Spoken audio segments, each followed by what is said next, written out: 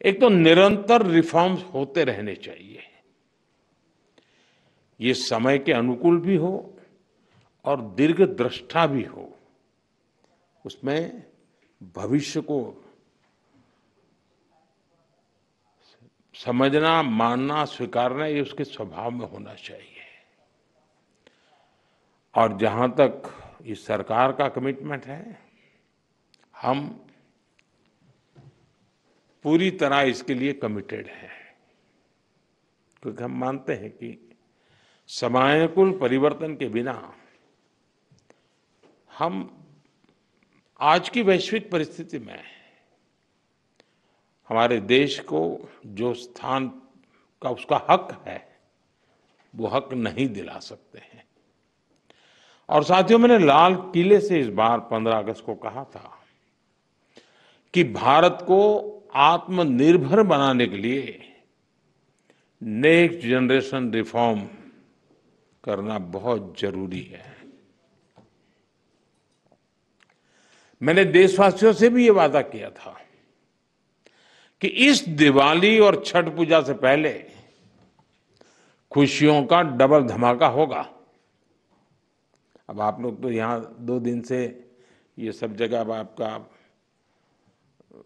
चरण रज लेने का प्रयास होता होगा, तो आपको शायद अखबार देखने का मौका नहीं मिला होगा, न टीवी देखने का मौका मिला होगा, या तो घर पे बात करते हो, अरे वहां फोटो छपी है।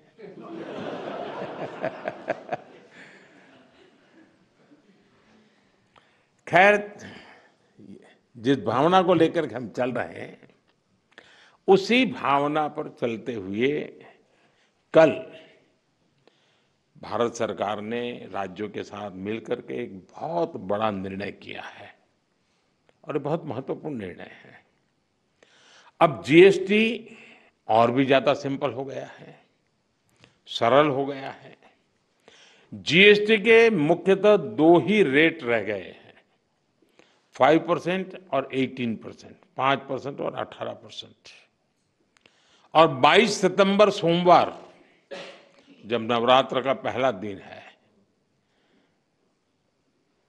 और ये सारी चीजों का मातृशक्ति को संबंध तो बहुत ही रहता है, और इसलिए नवरात्रि के इस प्रथम दिवस पर जीएसटी का जो एक रिफॉर्म वर्जन है, नेक्स्ट जनरेशन रिफॉर्म किया हुआ, वो लागू हो जाएगा। यानी नवरात्रि से ही देश के करोड़ों परिवार की जो जरूरतें हैं, वो और अधिक सस्ती मिलनी शुरू हो जाएगी। इस बार धनतेरस की रौनक भी और ज्यादा रहेगी, क्योंकि दर्जनों चीजों पर टैक्स अब बहुत ही कम हो गया है। साथियों, 8 वर्ष पहले जब जीएसटी लागू हुआ, तो कई दशकों का सपना साकार हुआ था। तो ये चर्चा कोई मोदी प्रधानमंत्री बना उसके बाद नहीं हुई, उसके पहले भी हो रही थी। काम नहीं होता था, चर्चा होती थी। ये आजाद भारत के सबसे बड़े आर्थिक सुधारों में से एक था। तब देश को अनेकों तरह के टैक्स के जाल से मुक्ति दिलाने का एक बहुत बड़ा काम हुआ था। अब 21वीं सदी में आगे बढ़ते भारत में जीएसटी में भी नेक्स्ट जनरेशन रिफॉर्म की आवश्यकता थी, और उसको किया गया है। मीडिया के कुछ साथी इसको जीएसटी 2.0 के रूप में कह रहे हैं, लेकिन असल में ये देश के लिए सपोर्ट और ग्रोथ की डबल डोज है। डबल डोज यानी एक तरफ देश के सामान्य परिवार की बचत, और दूसरी तरफ देश की अर्थव्यवस्था को नई मजबूती। नए जीएसटी रिफॉर्म से देश के हर परिवार को बहुत बड़ा फायदा होगा। गरीब, न्यू मिडिल क्लास, किसान, महिलाएं, स्टूडेंट्स, नौजवान, सभी को जीएसटी टैक्स कम करने से जबरदस्त फायदा होने वाला है।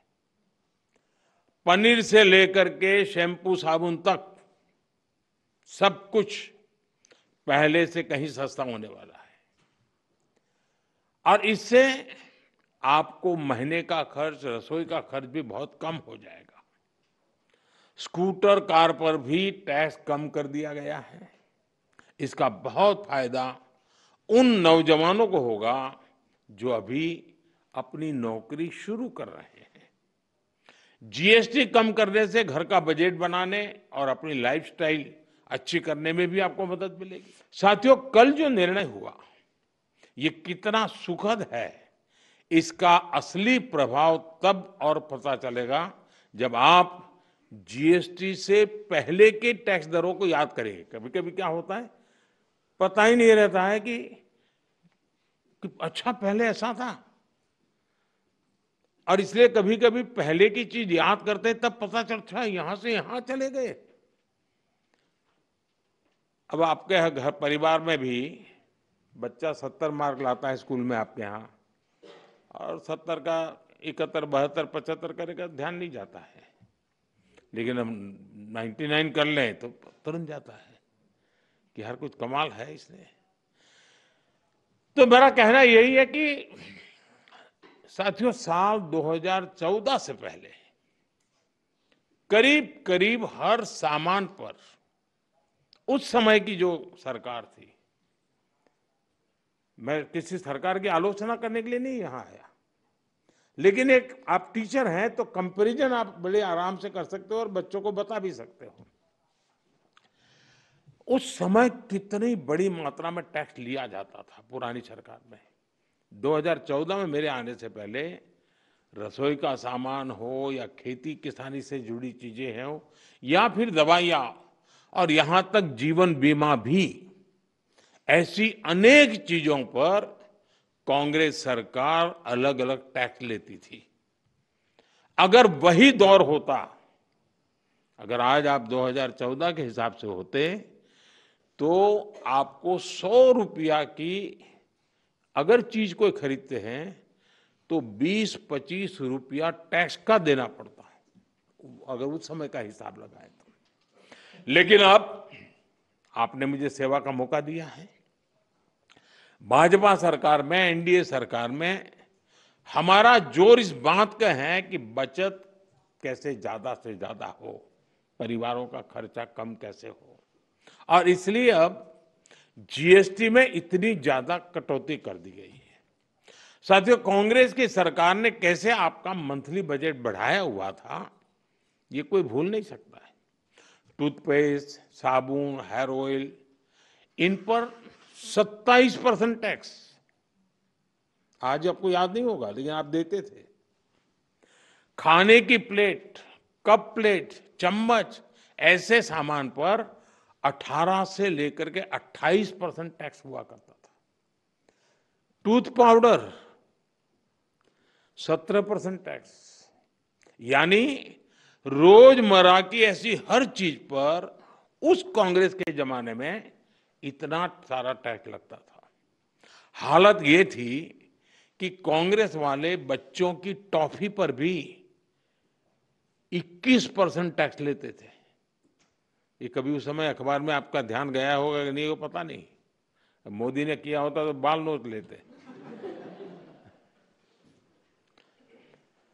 साइकिल जो देश के करोड़ों लोगों की रोज की जरूरत है, उस पर भी 17% टैक्स हुआ करता था। सिलाई मशीन लाखों लाख माताओं बहनों के लिए स्वाभिमान और स्वरोजगार का एक जरिया है, यंत्र है, इस पर 16% टैक्स होता था। मिडिल क्लास के लिए घूमना फिरना तक कांग्रेस ने बहुत मुश्किल कर दिया था। कांग्रेस राज में होटल के कमरे की बुकिंग पर 14% टैक्स, और उसके ऊपर कई राज्यों में लग्जरी टैक्स लगता था, वो अलग। अब ऐसे हर सामान और सर्विस पर सिर्फ और सिर्फ 5% टैक्स लगा करेगा। अब आपको ध्यान में आता है कि 5% में क्या, वरना कोई तो लिखेगा ओ अभी भी मोदी 5% लेता है। होटलों में 7,500 रुपया के कमरे के कमरों में भी 5% ही टैक्स लगने वाला है। ये काम किया है आपने, काम करने वाली सरकार चुनी, वैसी भाजपा एनडीए सरकार ने किया है। जो पहले अक्सर ये शिकायत रहती थी कि भारत में इलाज बहुत महंगा था, छोटे छोटे टेस्ट तक गरीब और मिडिल क्लास की पहुंच से बाहर होता था। कारण ये था कि कांग्रेस सरकार डायग्नोस्टिक किट जो पर होती है उस पर 16% टैक्स लेती थी। हमारी सरकार ने ऐसे हर सामान पर टैक्स को सिर्फ 5% कर दिया है। साथियों, कांग्रेस के राज में घर बनाना बहुत ही महंगा काम था। क्यों? क्योंकि सीमेंट पर कांग्रेस सरकार 29% टैक्स वसूलती थी।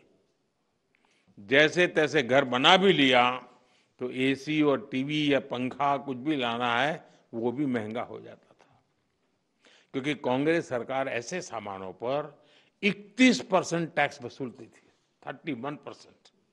अब हमारी सरकार ने ऐसे हर सामान पर टैक्स को 18% कर दिया, करीब करीब आधा कर दिया है। साथियों, कांग्रेस राज में किसान भी बहुत दुखी थे। 2014 से पहले किसान की खेती लागत अधिक थी और लाभ बहुत कम था।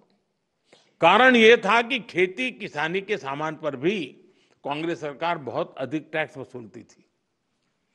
ट्रैक्टर हो या सिंचाई के उपकरण हो, हाथ के औजार हो, पंपिंग सेट्स हो, ऐसे उपकरणों पर 12 से 14% तक टैक्स लिया जाता था। अब ऐसे अनेक सामानों पर जीएसटी 0 या 5% कर दिया गया है। साथियों, अगर जीएसटी में हुए इस रिफॉर्म्स का अगर मैं सार बताऊं तो यही कह सकता हूं कि इससे भारत की शानदार अर्थव्यवस्था में पंचरत्न जुड़े हैं। पहला, टैक्स सिस्टम कहीं अधिक सिंपल हुआ। दूसरा, भारत के नागरिकों की क्वालिटी ऑफ लाइफ और बढ़ेगी। तीसरा, कंजम्पशन और ग्रोथ दोनों को नया बूस्टर मिलेगा। और चौथा, ईज ऑफ डूइंग बिजनेस से निवेश और नौकरी को बल मिलेगा। और पांचवा, विकसित भारत के लिए कोऑपरेटिव फेडरलिज्म यानी राज्यों और केंद्र की साझेदारी और मजबूत होगी। साथियों, नागरिक देवो भव ये हमारा मंत्र है। इस वर्ष सिर्फ जीएसटी में ही कमी नहीं की गई, इनकम टैक्स में भी बहुत कम किया गया है। 12 लाख रुपए तक की इनकम पर टैक्स को 0 किया गया है। आजकल तो आप आईटीआर फाइल कर रहे हैं, तब इस फैसले का सुखद एहसास और भी अधिक होता है कि नहीं, यानी इनकम में भी बचत और खर्च में भी बचत। अब ये डबल धमाका नहीं है तो क्या है? साथियों, आजकल महंगाई की दर भी बहुत निचले स्तर पर है, नियंत्रण में है। और यही तो प्रो पीपल गवर्नेंस है। जब जनहित और राष्ट्रहित में फैसले लिए जाते हैं तब देश आगे बढ़ता है। और इसलिए ही आज भारत की ग्रोथ करीब करीब 8% है। यानी दुनिया में हम सबसे तेज गति से ग्रो कर रहे हैं। ये 140 करोड़ भारतीयों का सामर्थ्य है, 140 करोड़ भारतीयों का संकल्प है। और मैं आज देशवासियों को फिर कहूंगा, भारत को आत्मनिर्भर बनाने के लिए रिफॉर्म्स का ये जो सिलसिला चलता रहेगा वो रुकने वाला नहीं है। साथियों, भारत के लिए आत्मनिर्भरता ये कोई नारा नहीं है, इस दिशा में ठोस प्रयास हो रहे हैं। मेरी आप सभी से, देश के सभी शिक्षकों से भी अपेक्षा है कि आत्मनिर्भर भारत के महत्व का बीजारोपण, इस विचार की सीडिंग निरंतर हर विद्यार्थी में करते रहें। आप ही हैं जो बच्चों को बहुत सरलता से उनकी अपनी भाषा और बोली में भारत के आत्मनिर्भर होने के महत्व को समझा सकते हैं। और आपकी बात वो मानता भी है। आप उन्हें बता सकते हैं कि दूसरों पर निर्भर रहने से देश कभी उतनी तेजी से आगे नहीं बढ़ सकता जितना उसका सामर्थ्य होता। साथियों, हमारी सरकार का प्रयास है कि हमारे नौजवान गेमिंग के सेक्टर में ग्लोबली अपनी प्रेजेंस बढ़ाएं। भारत में भी जो क्रिएटिव वर्क करने वाले थे, जो अपने कथा वार्ताएं उसके आधार पर बहुत सारी गेम्स बन सकती है नई। हम गेमिंग के मार्केट को दुनिया में कब्जा कर सकते हैं जी। भारत में भी अनेक ऐसे प्राचीन खेल हैं, ऐसे कंटेंट हैं जो ऑनलाइन गेमिंग की दुनिया में धूम मचा रखे रहते हैं। आज ऑलरेडी कर रहे हैं, हम और ज्यादा कर सकते हैं। कई स्टार्टअप इस दिशा में शानदार काम भी कर रहे हैं। अपने स्कूलों और कॉलेजों में भी आप इसे लेकर स्टूडेंट को हर जानकारी देंगे तो मैं समझता हूं कि उनको एक अच्छा कैरियर ऑप्शन भी मिलेगा।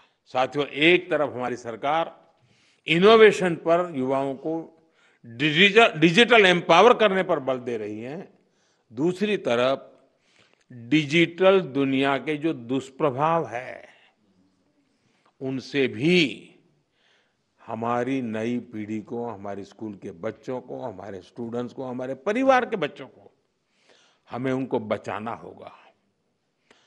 उनकी हेल्थ और प्रोडक्टिविटी बढ़ाने पर भी बल देना ये हम सबका सामूहिक कर्तव्य है। आपने अभी देखा होगा कि अभी पार्लियामेंट का जब सत्र चल रहा था तो हमने ऑनलाइन गेमिंग से जुड़ा एक कानून बनाया है। अब ये सब शिक्षकों को पता होना चाहिए। गेमिंग एंड गैम्बलिंग, दुर्भाग्य ऐसा है कि कहते तो गेमिंग है लेकिन हो जाता है जुआ। और इसलिए सरकार ने, और बहुत बड़ा निर्णय है ये, बड़ी बड़ी ताकतें वो कभी नहीं चाहती थी कि ऐसा कानून आए और देश में गैम्बलिंग पर प्रतिबंध आ जाए। लेकिन आज एक ऐसी सरकार है जिसमें पॉलिटिकल विल है और जिसके दिल में देश के उज्जवल भविष्य की चिंता है, बच्चों के भविष्य की चिंता है। और इसलिए हमने ऐसे किसी भी दबाव की परवाह किए बिना, किसको क्या लगेगा, किसको क्या नहीं लगेगा, इसकी परवाह किए बिना गेमिंग के संबंध में, ऑनलाइन गेम्स के संबंध में कानून लाए हैं। ऐसे अनेक ऑनलाइन गेम्स थे जिनसे हमारे स्टूडेंट्स प्रभावित हो रहे थे। पैसों के खेल चलते थे, ज्यादा कमाने के इरादे से लोग पैसे डालते थे। कुछ जगह से तो मुझे रिपोर्ट मिलते जी, परिवार में महिलाएं, मोबाइल फोन तो सबके पास है, वो भी दिन में सब लोग घर से चले गए, फिर क्या करे तो वो भी खेल लेती थी। आत्महत्या की घटनाएं मिलती थी, कर्जदार बन जाते थे। यानी बहुत बड़ा, यानी परिवारों के परिवार तबाह हो गए, आर्थिक नुकसान हो रहा था। और ये बीमारी ऐसी है कि नशे की तरह लत लग जाती है। ये गेम्स ऐसी चीजें होती है और पैसे लूटने वाले तो आपको टैप कर ही लेते, फंसा देते हैं। और ऐसा कंटेंट भी बढ़िया बढ़िया लाते हैं कि कोई भी फंस जाता है उसमें। और सब परिवारों के लिए चिंता का विषय बन गया था। और इसलिए मैं कहता हूं कि ये जो कानून बना है वो कानून अपनी जगह पे है, लेकिन बच्चों को जागरूक करना ये बहुत आवश्यक है। लेकिन माता पिता शिकायत कर सकते हैं, परिस्थिति सुधार नहीं सकते क्योंकि तनाव का वातावरण बन जाता है, लेकिन टीचर उसमें बहुत बड़ा रोल कर सकता है। हमने कानून तो बना दिया है और पहली बार हमने तय भी किया है कि बच्चों के सामने इस तरह का हानिकारक कंटेंट नहीं आएगा। मैं आप सभी टीचर से भी आग्रह करूंगा कि इसको लेकर अपने विद्यार्थियों में जागरूकता जरूर पैदा करें। लेकिन इसमें दो विषय हैं। गेमिंग वो बुरा नहीं है, गैम्बलिंग बुरा है, जिसमें पैसे नहीं है। और आपको तो मालूम होगा अब ओलंपिक में भी इस प्रकार के गेमिंग को एक खेल के रूप में स्वीकृति मिली है। तो वो टैलेंट का विकास होना, स्किल का विकास होना, उसमें जिनकी महारत है उसकी ट्रेनिंग होना अलग चीज है। लेकिन ये नशा हो जाए, लत लग जाए और बच्चों की जिंदगी बर्बाद हो जाए, ये स्थिति देश के लिए बहुत चिंता का विषय है। मैंने लाल किले से, अभी आपने मुझे एक सवाल पूछा था, मैं इसकी बात चर्चा कर लेता हूं। लाल किले से मैंने वोकल फॉर लोकल, स्वदेशी अपनाने का बड़ा आग्रह किया, आह्वान किया है। स्वदेशी यानी जो कुछ भी हमारे देश में पैदा होता है, जो हमारे देश में बनता है, वो चीजें जिसमें मेरे देशवासियों के पसीने की महक है, वो चीजें जो मेरे देश की मिट्टी की सुगंध जिसमें है, वो मेरे लिए स्वदेशी है। और इसलिए और इसके प्रति हमारा गौरव होना चाहिए। हर घर पर बच्चों को कहना चाहिए, भाई घर पर एक बोर्ड लगाओ, जैसे हर घर तिरंगा है ना, हर घर स्वदेशी, घर घर स्वदेशी। और उसी पर हर दुकानदार अपने यहाँ बोर्ड लगाए कि गर्व से कहो यह स्वदेशी है। हमें गर्व होना चाहिए, भाई ये मेरे देश का है, मेरे देश में बनता है, ये गर्व होना चाहिए, ये वातावरण बनाना चाहिए। और लोकल के लिए वोकल होने के इस अभियान में टीचर्स बहुत बड़ी भूमिका कर सकते हैं। हमारे बच्चों को स्कूल ये प्रोजेक्ट्स और गतिविधियों में मेक इन इंडिया वस्तुओं की पहचान करा सकते हैं। खेल खेल में आप सिखा सकते हैं। एक असाइनमेंट हो सकती है जिसमें घर में जितनी भी वस्तुएं हैं, कितनी स्वदेशी है, मैंने जैसे कहा, उसका एक लिस्ट बनाए, जरा दूसरे दिन दिखाए, लेकर के आए और चलो भाई इस महीने इतनी कम करेंगे, इस महीने इतनी कम करेंगे। धीरे धीरे पूरा परिवार स्वदेशी हो जाएगा। मैं तो चाहूंगा स्कूल में से, मान लीजिए 10 क्लास हैं हमारे यहाँ, हर क्लास सुबह एक आधा घंटा प्ले कार्ड लेकर के गांव में जुलूस निकाले, स्वदेशी अपनाओ। दूसरे दिन दूसरा क्लास, तीसरे दिन तीसरा क्लास, तो लगातार गांव में वातावरण बना रहेगा, स्वदेशी स्वदेशी स्वदेशी। मैं मानता हूं देश की आर्थिक ताकत बहुत बढ़ सकती है जी। हर व्यक्ति छोटा सा भी काम कर ले, हम जो सपना लेकर के चले 2047 में देश को विकसित भारत बनाने का, और किसको नहीं लगेगा जी देश विकसित न हो, ऐसा कौन चाहेगा? कोई नहीं चाहेगा। लेकिन हमें कोशिश कहीं से करनी पड़ेगी, हमें शुरू करना पड़ेगा। साथियों, हम स्कूलों में अलग अलग तरह के उत्सव भी बनाएं, उस उत्सव में भी स्वदेशी की बात ला सकते हैं। हमने देखना चाहिए कि इनमें हम क्या भारतीय उत्पादों को साज सज्जा के लिए उपयोग में लाते हैं। आर्ट क्राफ्ट क्लास में स्वदेशी सामग्री का इस्तेमाल एक वातावरण बन जाना चाहिए। ये बच्चों में बचपन से स्वदेशी की भावना बढ़ाएगा। साथियों, स्कूलों में हम ऐसे कई डे मनाते हैं, स्वदेशी डे भी मनाएं, स्वदेशी वीक भी मनाएं, लोकल प्रोडक्ट का डे बनाएं। यानी हम एक कैंपेन के रूप में इस चीजों को अगर चलाएं, आप इसका नेतृत्व करें, आप समाज को नए रंग रूप से सजने के लिए एक बहुत बड़ा कंट्रीब्यूशन कर सकते हैं। और जहां बच्चे अपने परिवार से कोई लोकल वस्तु लाए और उसकी कहानी बताएं, ऐसा भी एक वातावरण बन सकता है। जो चीजें कहाँ बनी, किसने बनाई और देश के लिए उसका महत्व क्या है, इस पर चर्चा होनी चाहिए। जो लोकल मैन्युफैक्चरर्स हैं, जो पीढ़ियों से कुछ ना कुछ हस्तशिल्प बना रहे हैं, ऐसे परिवारों के साथ बच्चों का मेल मिलाप हो, या उनको स्कूलों में बुलाकर उनकी बातें सुनने का एक कोई कार्यक्रम बनाया जाए। बच्चे बर्थडे मनाते हैं तो उसके अंदर भी इस प्रकार की चीजों को जब गिफ्ट देते हैं, तो मैं समझता हूँ मेड इन इंडिया का एक वातावरण बने। कहते से गर्व से कहे, भाई देखिए मेड इन इंडिया है, मैं तुम्हारे लिए खास लाया हूं। कुल मिलाकर मेड इन इंडिया को हमें अपने जीवन का आधार बनाना है, अपना दायित्व समझकर आगे बढ़ना है। और इससे युवाओं में देशभक्ति, आत्मविश्वास और डिग्निटी ऑफ लेबर, ये जो वैल्यूज हैं, वो स्वाभाविक रूप से समाज जीवन का हिस्सा बन सकते हैं।